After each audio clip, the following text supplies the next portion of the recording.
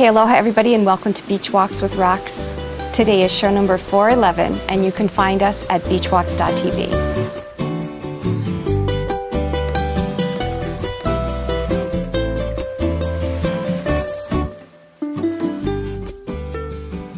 So I really love this room where I'm staying at Kibon Indah, but I'm going to go out into the village of Ubud and grab a little bit of footage so that you can see some of the village for yourself. There's a lot of very beautiful things, and there's some very third worldy kind of things.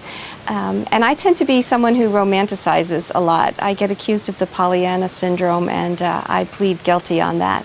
So I'm going to really go out and try and capture a very accurate picture and let you make a decision for yourself what you think about this place.